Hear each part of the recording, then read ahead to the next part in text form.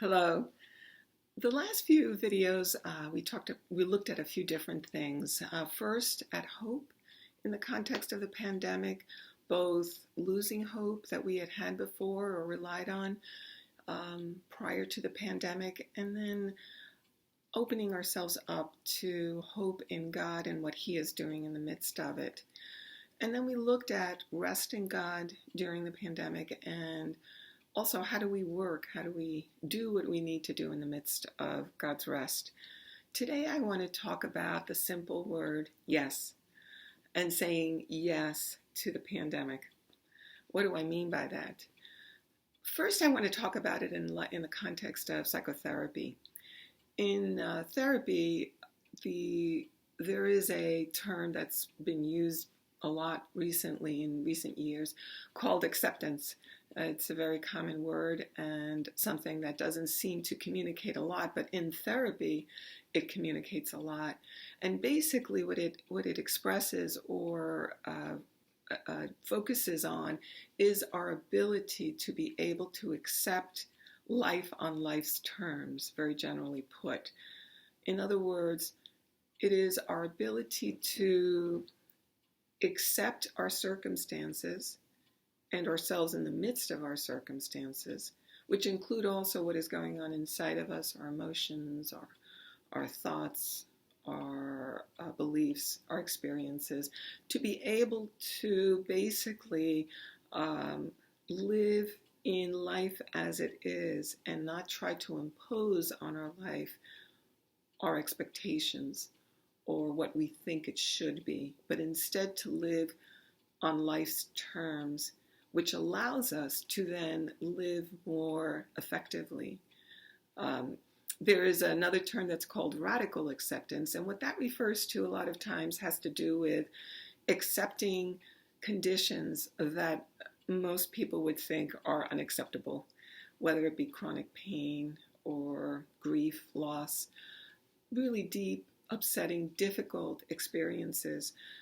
Radical acceptance speaks to the ability to accept even these difficult, challenging life circumstances.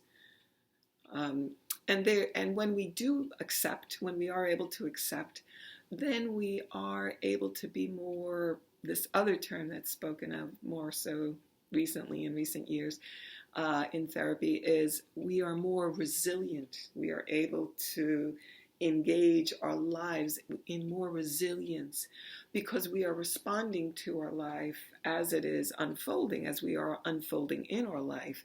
And we are not sort of stuck with our expectations as life is going and we're kind of resisting it or hitting up against it. But we are living with our lives, with the flow of our life in a compatible way, in a way that is congruent, in a way that is responsive to what is going on. So what does this mean? How does this refer to specifically our relationship with God? How do we say yes to God in the midst of the pandemic? We don't necessarily talk about specifically about acceptance in the way that psychotherapy does, but we speak more of an accepting, if we want to say, of God's will in our lives. So saying yes to God's will allows us to be able to live our life that God gives us in such a way that we are compatible with God's presence and will for us. What does will mean, though? I want to get to that because I know for myself, for many years as a Christian, I thought of God's will as if it were a human will, as if it were sort of the same thing as our human will. I used to believe that God's will was sort of an iron-fisted, kind of controlling intention, that I do things His way, that I be who He wants me to be, and that I like it. And that really didn't fit well with me. I didn't find myself very drawn to God's will when I thought of His will as human will. The fortunate thing is that God's will is entirely different from human will, as are all of His ways. All of His ways of our holy God are entirely different from our human ways. When I looked up the word will, speaking of God's will in the Bible. And the Hebrew word for will is ratzon. And how that is translated is either goodwill, favor, or acceptance. And that comes from the Hebrew word ratzah, which additionally means to enjoy, delight, favor, accept, or take pleasure. So when we speak of God's will, what we're really speaking of is God's good pleasure, his desire, his good purposes for us, his intentions for us. And that is something that, as I mentioned at the end of the last video, we don't know his full intentions for us in our lives. All we know is that he is good and he loves us. So I wanted to look at one other thing with respect to God's will. One is that I just said that it is not in the nature of human will. It's very different. It is not to control, but it is to inform with his good pleasure. And the other is that his will is sovereign.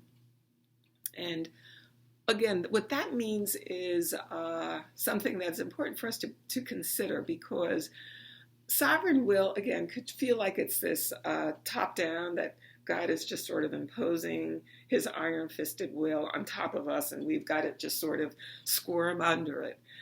When in reality, God's will is in all things. God's presence is in all things, because he creates all things and he gives life and sustains all things. So his will is also in us, in what we are feeling, what we are thinking, believing. All of those things are part of God's will in our lives.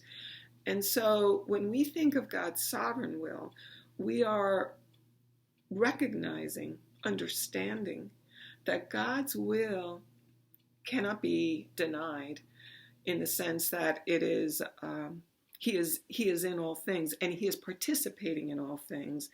So it can be refused, but it cannot be obliterated. His will is in all things, including in the pandemic. So his good purposes are over and in the pandemic. And that is where our hope is. That is what we wait for. We wait to see, or we rest in God's goodwill to see what he will reveal to us. And we also seek to know God's goodwill in the midst of all that he is doing in the pandemic.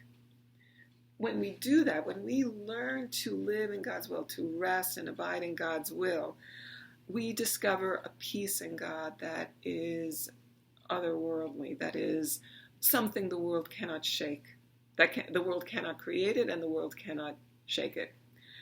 There is a quote that I want to read to you from Teresa of Lisieux in her book, The Story of a Soul. And it's on page 67, where she wrote, "In the depths of my soul, I never ceased to have the profoundest peace, because I sought the will of God alone." When we are abiding or seeking the will of God alone, increasingly alone, then we find ourselves able to rest and accept all that is going on and receive it and respond to it freely, according to God's free will. There is another quote or verse from the Bible that I want to read now, because I think that this kind of culminates the meaning or understanding of the will of God. And these are the words of Jesus in John chapter 4, verse 34, where Jesus said to his disciples, "My food is to do the will of him who sent me and to accomplish his work." What Jesus is basically saying there, at least a couple of things I can think of, is one is that when Jesus recognized, he knows that doing the will of God is his ultimate nourishment. It's his life's nourishment. It is what sustains him. The will of God is his good food, eternal food, really. And the other thing is that what that quote also refers to, I believe, is that Jesus accomplishes God's will. He receives God's will, he accomplishes our will, and in our relationship with him, we learn to rest in the fulfilled will of God in Jesus who is with us. And so the will of God no longer becomes, how do I find God's will? How do I complete God's will? How do I perfect God's will on this earth? But it becomes more of, how do I receive God's will that he has completed and perfected for my sake? It is God's good work that I can receive in Jesus. This Jesus who reveals to me that my God loves me, that he came on earth to be with me, and he has sacrificed everything to have a relationship with me. So it is this Jesus, the revelation of Jesus, that allows us to receive the will of God, because we discover that the will of God is to accomplish his will in us. And so we are able to rest and receive and thank him. And that is really a very natural position that we assume when we receive the will of God, which is perfect and good intentioned toward us. I pray that these words encourage you and that you and your loved ones would be safe in him.